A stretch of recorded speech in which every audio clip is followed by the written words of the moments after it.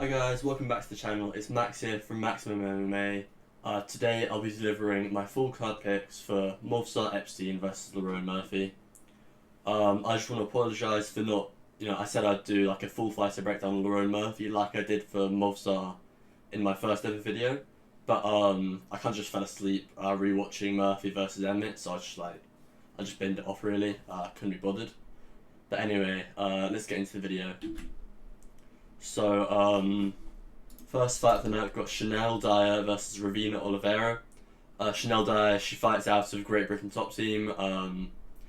Yeah, she's a huge favourite for this fight. I don't really think that's justifiable. She's not really got amazing wins. I think, yeah, she lost on Contender Series. She got a couple wins in the PFL, a few knockouts, but I think she's definitely better than Ravina Oliveira. I'm not sure how good she is. I know Great Britain top team is a really good team. They're really good at game planning.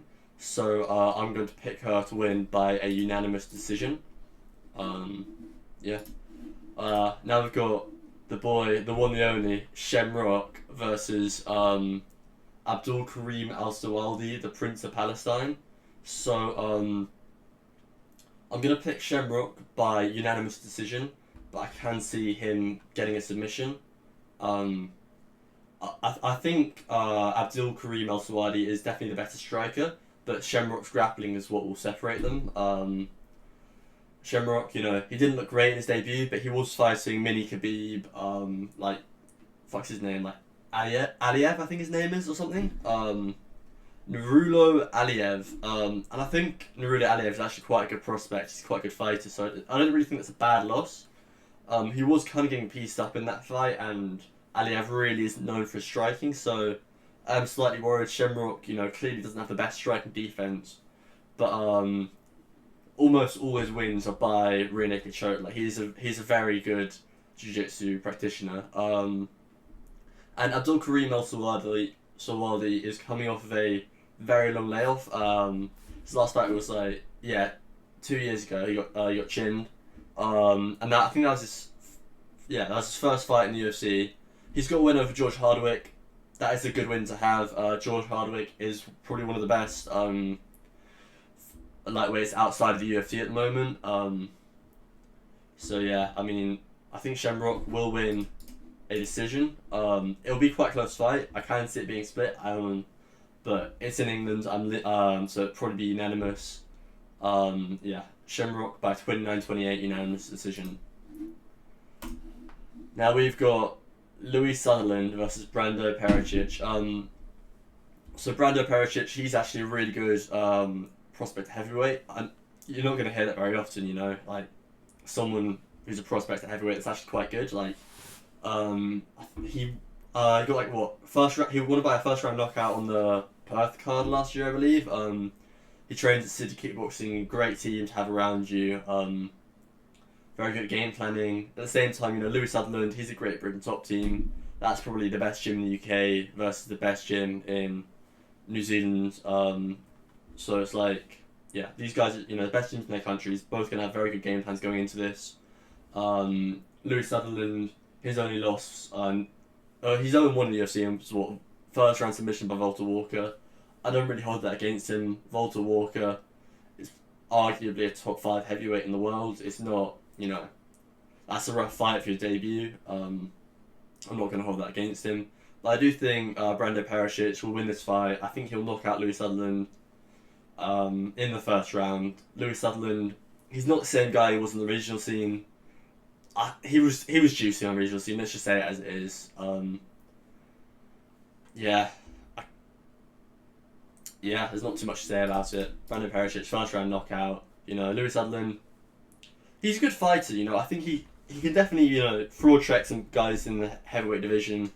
But he's I was going to say he's not top 15, but I think anyone can be top 15 heavyweight. Like, I'm like 70 kilos, and if I just got really fat, I train a decent amount, I could probably end up with like a couple wins at heavyweight. Realistically, like it's not high level division. Yeah, Lewis Sutherland could be top 15. I'm kind of yapping about nothing now. I'll probably edit this part out, I don't know. But yeah, Brando Perisic will shit him in the first round, I reckon. Antonio Tricoli versus... Oh, jeez, I'm going to have to try to pronounce this. Mantas Kondratavicius.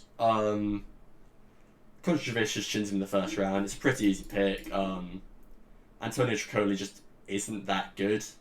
You know, like, he's what, lost his last 3, and he just hasn't looked very. I think he's been finishing all of them. Yeah, he's been hit with he lost by the same fucking standing submission twice in a row, and he's lost to Treishan Gore, and it's like, you know, I love Treishan Gore. He's a cool guy, but like, you can't be losing to him, man. Come on. But yeah, Mantas Kondratavicius chins him in the first round. There's not too much to say there. Like the best in 9s fucking reflect this. Like, there's nothing, you know. But yeah, I mean, like the only advantages Tricoli has going into this, height and reach, and like Mantas Kondratavicius, he's quite a good striker from what I've seen, from what I saw on the tape. That's not gonna be too much problem to him. Antonio Tricoli, you know, I'm never picking this guy, man. Like, you'd have to put him against like some fucking jobber for me to ever pick him, like, you know. And this is gonna be a good fight here. Mario Pinto versus Felipe Franco. Mario Pinto, I know I just said you don't say very often this guy's a good prospect heavyweight. This guy is the prospect heavyweight, okay? I reckon he's easily a top 10 fighter in the heavyweight division right now. I know he's not had the wins to prove that, but like, he's just good. Like, there's no other way to say it. He's got really good grappling for a heavyweight. You're never going to hear me say that anywhere unless I'm glazing my boy Tom Aspinall, right? Like, you know, you don't see heavyweights with grappling, and Mario Pinto has good grappling. So like, he doesn't normally go for subs. He normally take you down and go for a ground and pound TKO. I believe Felipe Franco's only loss is by ground and pound TKO. Oh shit, no, it's submission. We'll ignore that. But anyway, Mario Pinto ground and pound TKO. Felipe Franco, he's not a bad grappler by any means. But again, the betting lines reflect this shit. Like, Mario Pinto's gonna take him down and ground and pound him in the first round. And also another reason I feel reassuring about this. Look at the fucking weight difference, man. These guys, like, you know, Felipe Franco, honestly, like, if you're 227, like, if you diet down a bit and then cut a bit of weight, he can fight at light heavyweight. Mario Pinto is, you know, 257 pounds. Like, he's, you know, he's a big, he's a true heavyweight. Felipe Franco, he's quite small heavyweight, and I think that size difference is also going to be very apparent in the grappling. Mario Pinto is also like considerably taller and has a 3-inch reach advantage, which, you know, will also help him out in the striking. Mario Pinto will win by first round knockout. Now Nathaniel Wood versus Lerone Murphy. This is my main event, okay? Right. Nathaniel Wood is gonna pull off the upset unanimous decision, okay? You heard it here, okay? Right. He's a Great Britain top team, really great game planning. And he's also just a really smart, technical fighter. I don't know why the fuck he's having to fight Lerone Murphy instead of getting a fucking ranked opponent, right? He should have been fighting, you know, like Dan Ige or before he got chinned by Melky. But like, I think after his win against Jose Miguel Delgado, he should have got a ranked opponent. Then he should have fought Dan Ige straight after that.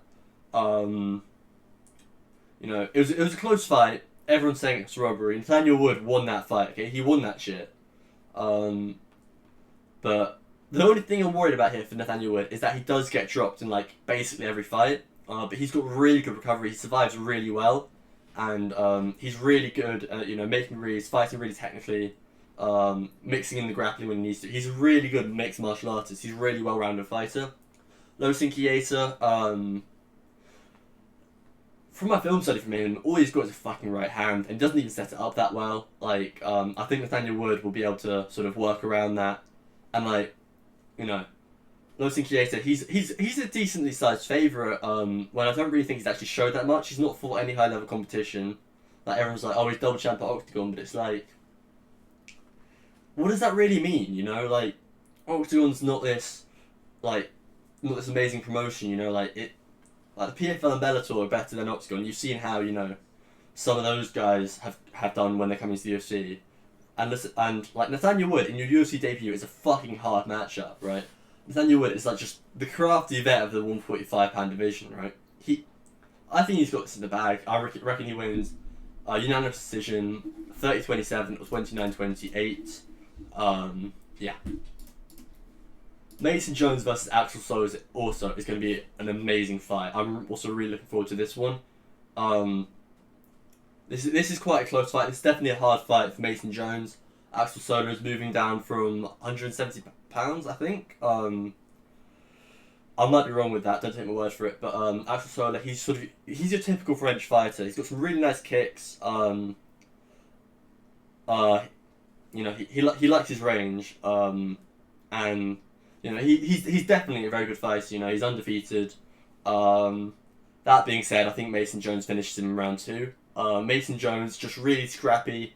He's just got that dog in him, and I don't think Axel Solo has that. Like Mason Jones will bring the fight to him. He'll make it bloody. He'll make it. He'll just get in your face and he'll scrap. And if he's losing on the feet, he'll take you down and he will just ground and pound the shit out of you. We saw the Blagioki fight. Like he fucked that guy up, man. Like he just took his soul. Blagioki got chinned last weekend as well. So it's like, I think Mason Jones kind of just took his chin, to be honest with you. But yeah, I've got Mason Jones, ground and pound here round 2. Yeah. Now Curtis Campbell versus Danny Silva. I'll be honest. I don't really know much about either of these guys. I'm gonna pick Curtis Campbell by unanimous decision. He's got some. He's very well rounded. He's got some nice takedowns. He's got some nice, rear naked chokes. He's got some pretty good striking as well. He's got a good team behind him. I believe he trains with Paddy, Luke Riley, and Shamrock. Those guys. That's a good team out there, especially when you're sort of at this stage of the career that Curtis Campbell's at. His contender series fight, we didn't really find that much about him. That other guy didn't really deserve to be in there with him, so it's kind of hard to say.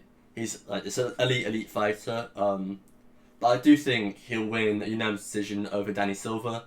Danny Silva, he's a good fighter. I just think Curtis Campbell's a bit better, a bit more well-rounded. Yeah. Now Roma Delise versus Christian Leroy Duncan. First of all, I just want to say fuck Roma Delise. He pisses me off. Yeah, and CLD's chinning him in round 1. There's not too much to say about that. Rome Delise, he's at Extreme Couture. It's a good gym, but at the same time, I feel like that the amount of sparring there leaves some of their fighters fighting like it's a sparring match. You'll see that with Dan Ige, you see that with Sean Strickland. They're not going for damage, they're not going for, that much. And also, I don't think Rome Delise will ever be the same after the Fluffy and Hernandez fight. That doesn't really mean too much though. Like Fluffy Hernandez, before that fight, he was never that good. He took Anthony Smith to a unanimous decision. Just let that sink in. I think out of Anthony Smith's last few losses, he's the only guy to not have chinned him. And that's just poor, man. Like, come on. He's not that good. Like, he flew to win over Kevin Holland. It is what it is. Yeah, same time. Yeah, he flew to win over my boy Marvin Vittori. Free up Marvin Vittori. He's not in prison. Just free him from the losing streak. Yeah, Rome Delise is just a bit shit. CLD chins him in the first round. CLD also has some really good wins. He knocked out that guy Tulio in the first round. Back in the Cage Warriors days. He got 2 wins over Will Curry, which is they're 2 very good wins. The only guy to finish Will Curry, who was probably the best European middleweight outside the UFC. So I just think CLD is he's just really good. I think he'll just bring the fight to Rome Delise, he'll kind of make Rome Delise kind of quit on himself a bit. You saw Rome Delise quit on himself in the Flappy Hernandez fight. Don't blame him for that at all, but I think he just has a little bit of quit in there, and I think CLD will find it. He'll make it scrappy. Yeah. CLD by first round knockout. Igor Baranowski versus Austin Lane. I've put my fucking prediction on here for you guys. You knew what I was gonna pick, right? Like, look at look at the fucking betting lines, okay? Look at the community predictions. 96.7% of people have picked Baranowski to knock out Austin Lane. 6-7. Like, Austin Lane is just shit. Like, this fight is filled with mismatches where it's like, you know, I guess I'm picking the favourite for almost all these fights, but all these fights are pretty big mismatches. Like, you know, and Austin Lane, this is just a layup fight for Igor Baranowski. I hope we get to see a bit more from him in this one. His last fight was pretty quick, absolute war against Turkish Power, Ibo Aslan. Really good fight, really scrappy fight. You know, he got dropped. He recovered really well and went back to chin Turkish Power in under a minute. So, you know, great fight, great performance. Probably like one of the fights of 2025. You know, great fight. And Austin Lane, he's been like his last 3 losses are by KO, I think, or by finish. Yeah. He's Justin Tafa's only win in the UFC, man. Like, come on, what are you doing? And like, yeah, he's lost 4 out of his last 5 by finish. His only win is Rob Ellis to Spain. Like, if this was like, you know, pure striking, I'd be like, that's an amazing win to have. You know, Rob Ellis to Spain. He's a high level striker. It's MMA. It's not kickboxing. He kind of just blobbed him. There's nothing to really say there. But it's like, yeah, you know, Mario Pinto, that's not a bad loss. Vito Petrino, that's not a bad loss. But it's like, the amount of losses. You're 38 years old. You're cutting down from heavyweight. Your chin's gonna be fucked. And Igor Baranowski, like, look at the amount of knockouts he has. His last 5 are by KO. I think all 7 might be by KO if I'm not mistaken. Like, this is just such an easy fight to pick. I'm speaking so much about it for such an easy fight to pick. Yeah. Oh, speaking of mismatches, MVP versus Sam Patterson, right? Now, like, with all respect to Sam Patterson, I think MVP wins a decision, right? I'd love to be wrong, you know, but I just don't think I am. I think it's just too much too soon for Sam Patterson. MVP is just too high level, too much experience, and he's just such a tricky style. Sam Patterson, I think he's undefeated since moving up to welterweight. His chin looks so much better since moving up to welterweight. His last 4 wins by finish, so yeah, he's 4-0, 4 wins by finish at welterweight. He's an amazing fighter. He's an amazing prospect. He is top 15, you know, probably top 10 potential. I rate him really highly. I think it's just an awful matchup for him at this stage of his career. I'd love to be wrong. I'd love this to be like, you know, really scrappy back and forth, you know, split decision for either guy, really. I love both these guys, you know. But that's not how MVP fights, you know. If Sam Patterson, you know, can get in his face, make it dirty, mix in the grappling, I think this would be interesting. But I think MVP's defensive grappling is very good, though. Like, don't get me wrong, like, yeah, he got blocked by Ian Gary, but like, since that fight, everyone's been shooting. I say that, but he thought Sharon McAvoy didn't shoot. But Jared Cannonier shot a lot. Jared Cannonier is a lot bigger. MVP stuffed almost all the takedowns. He did get controlled for a bit. Got back up to his feet. Yeah, I do think that Sam Patterson does have a chance to just out damage MVP. Maybe get a right hand in there, or maybe just get a right hand in there and knock him out. But I think if Sam Patterson wins, he'll just be out damaging MVP to a decision. But I just don't think that's going to happen. I get MVP's 39, you know, moving down the weight class. That's never normally a good thing, especially at that age. But I don't like, you know, with MVP, age is just a number. And I know it's quite a dangerous thing to be saying when I'm about to be talking about Movsar Epstein, but MVP, like, you know, he's always been really quick. He's always been really athletic, really explosive. And I just think he's just too much too soon for Sam Patterson. I'm picking MVP by unanimous decision. Luke Riley versus Michael Aswell Jr.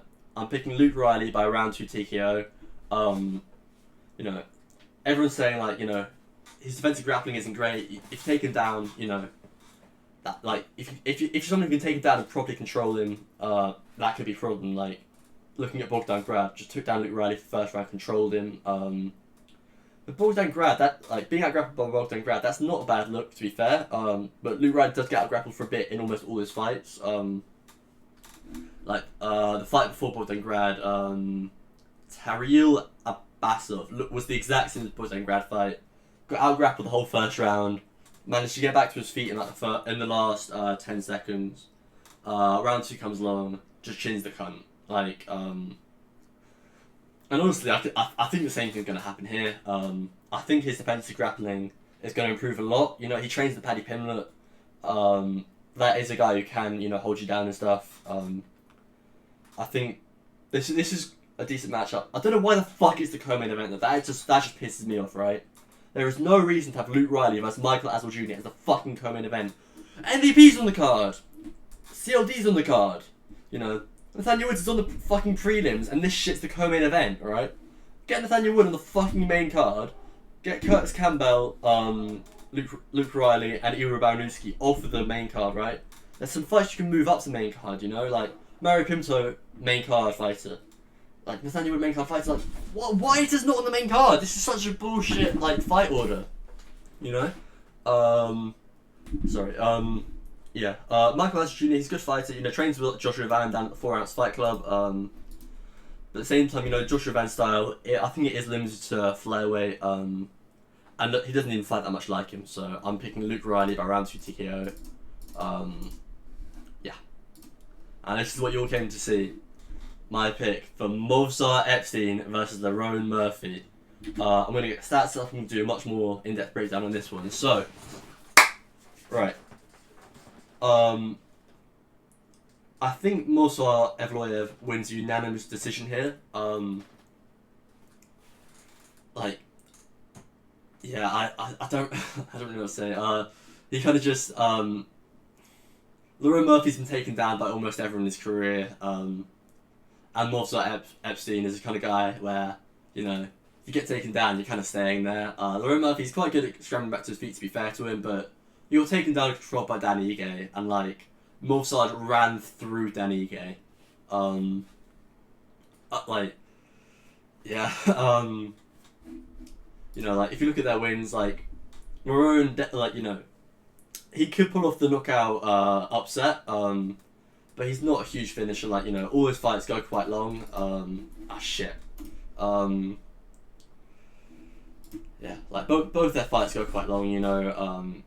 And I think Movsar is just the more complete mixed martial artist. I think he's actually very underrated in the striking. You know, Lerone Murphy is not that much better in the striking. He's better defensively a bit. And when he lands, he is definitely more damaging.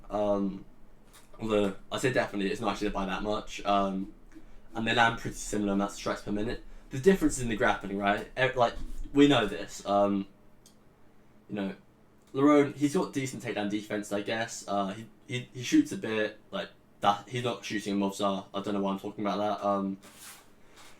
I think Lerone Murphy's kicks. I'm worried for him when he's using those. Movsar's very good at taking people down off of kicks. You know, we saw that with Diego Lopez. We saw that with Aljamain Sterling.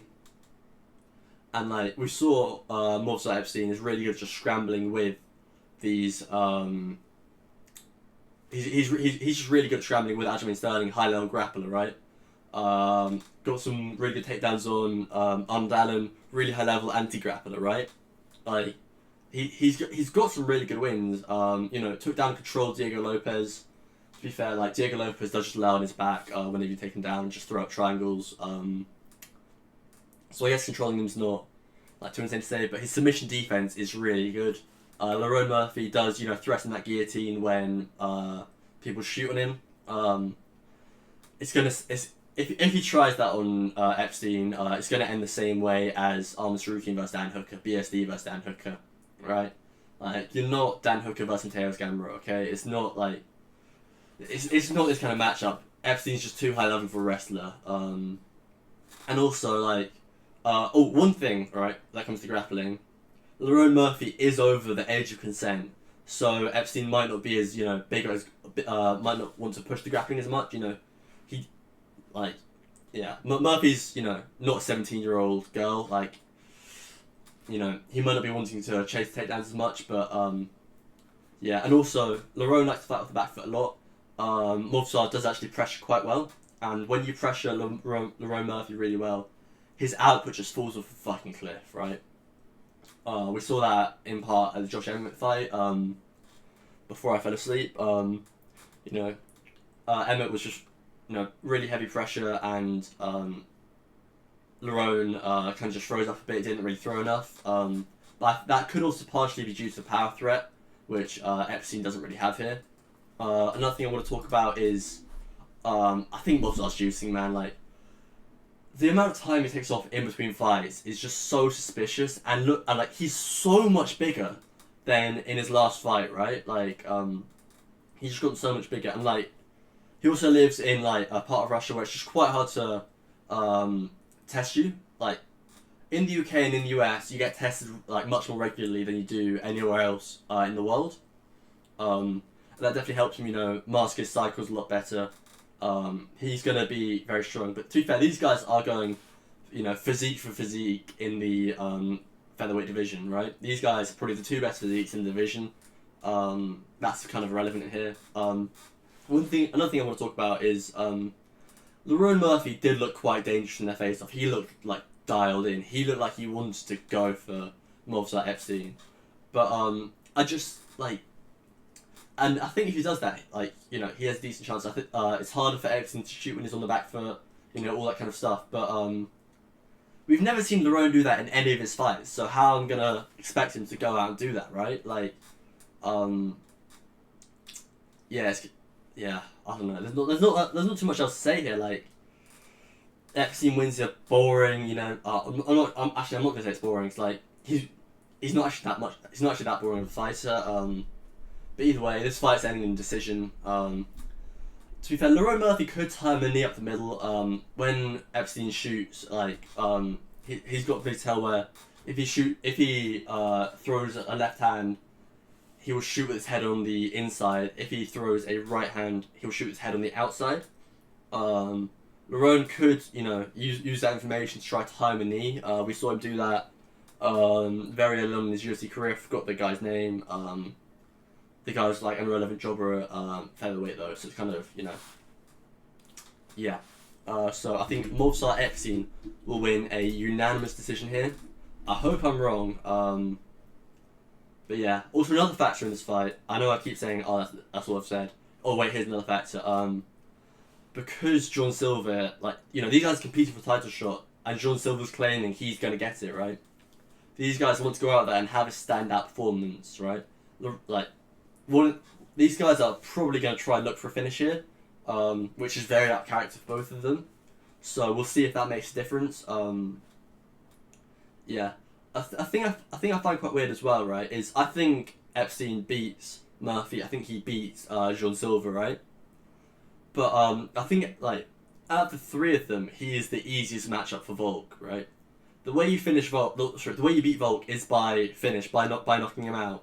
He's got the least power out of all three of those guys, Like, what I really hope though is it's Lerone Murphy or Movsar Evloev who has a stand-up performance here and gets a title shot. I'm fucking scared if it's Volk versus John Silver, man.